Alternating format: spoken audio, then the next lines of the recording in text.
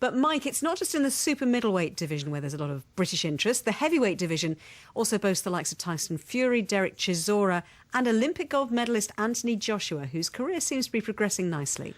Yes, he's won all 7 of his professional contests so far since winning gold at London 2012 in the super heavyweight division. He hasn't yet been beyond 2 rounds. He fights next on Saturday week in Manchester on the undercard of Scott Quigg's world title fight in the same division as Carl Frampton, the super bantamweight division, and that's another one of those domestic clashes potentially for the future.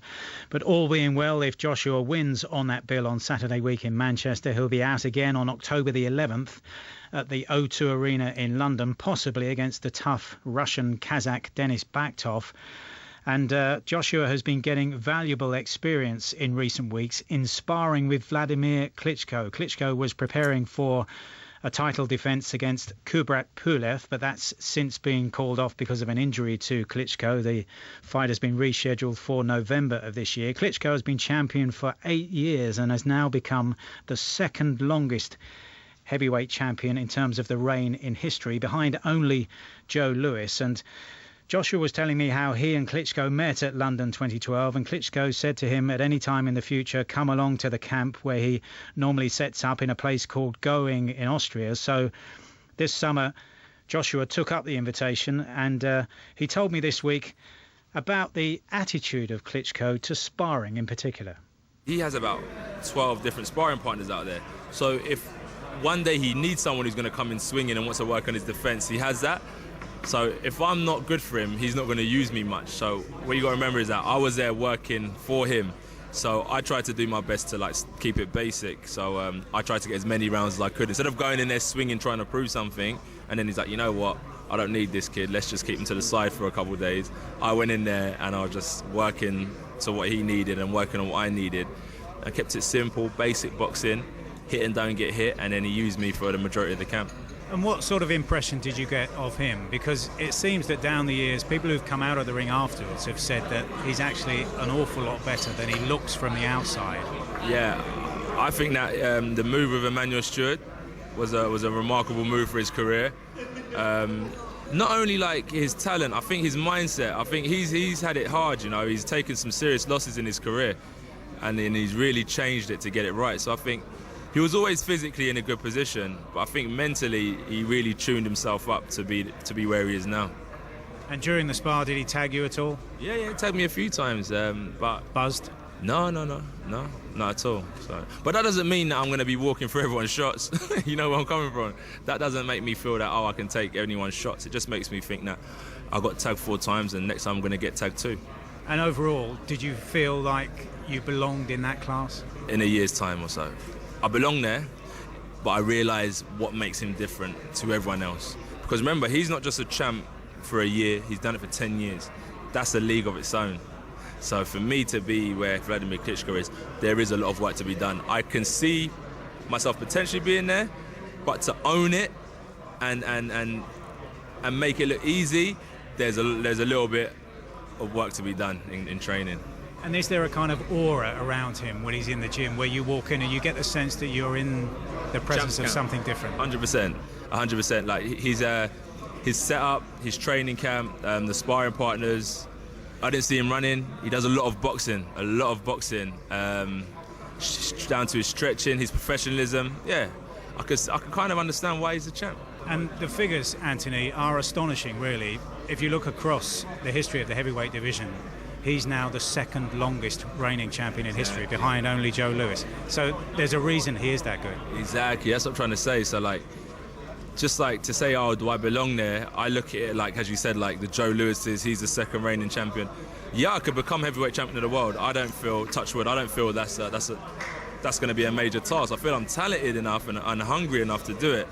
So I think that will get me through. But I think to now own it, to now stay there, and to now keep on defending my titles and stay professional, that's what I learned from the champ, and these are the things that I need to tighten up on and really understand where I'm going and what it takes for me to stay there.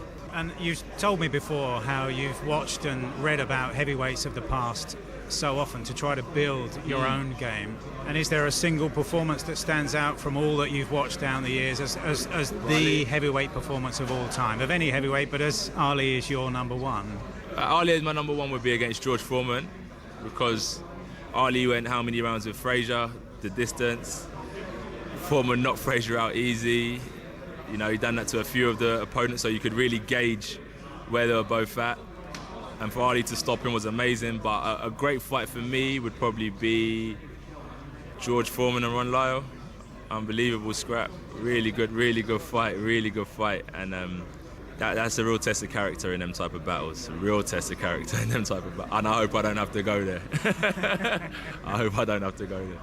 Well, that was Anthony Joshua speaking to Five Live's boxing correspondent Mike Costello. Steve Bunce also still with me in the studio. Mike, do you sense a growing maturity to Anthony Joshua? Yes, I do, but that's the kind of attitude he's had to the sport for a long time now. He wasn't selected for the Commonwealth Games in 2010, and that was a big blow to him. And it was just a sign that he had to look after himself both in and out of the ring. He got that message loud and clear from, the performance head, Robert McCracken, and within 2 years he was winning Olympic gold. He is a quick learner. In professional terms, he turned over with a very moderate amateur record in terms of the number of fights before he went to London 2012. If you look at, for example, Wladimir Klitschko had well over 100 fights. Lennox Lewis, when he turned over, had well over 100 fights as an amateur, whereas he had barely 40, and most of those at domestic level. So he rose to the top in the amateur ranks very, very quickly. But I think he's also learning, as is often the case in the early stages of a young prospect's career, and maybe more so in the case of a heavyweight than in other divisions, because they develop much later than others. I think he's learning more outside the ring, both in sparring here in this country and, as he just said there, in sparring with Wladimir Klitschko. But I do think that, the test will come when he gets hit on the chin. And it was, among the laughter there at the end when he was talking about that remarkable fight, one of the greatest in heavyweight history between Foreman and Lyle. Sometimes fighters don't know how they will react in that situation until they get in it.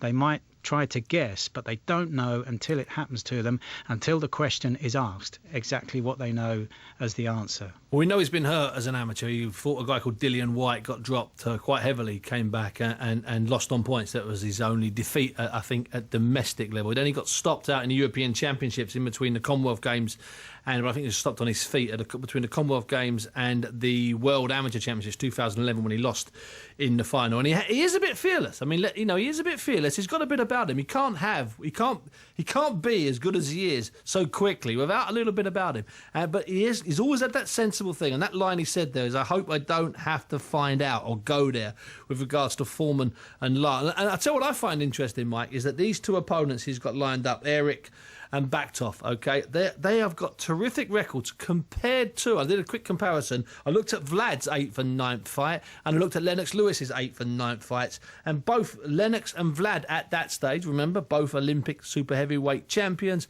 they had absolute simple blowouts. If Eddie Hearn or any promoter tried to put any of the guys that fought Lewis and Vlad in their 8th and 9th fights in the ring with Anthony Joshua, they wouldn't sell a ticket, a TV company wouldn't buy it, and we wouldn't be talking about it on radio. So this is bold matchmaking being made here. But Mike, the problem is he's got to get past that second round. He's not even been into round 3 yet.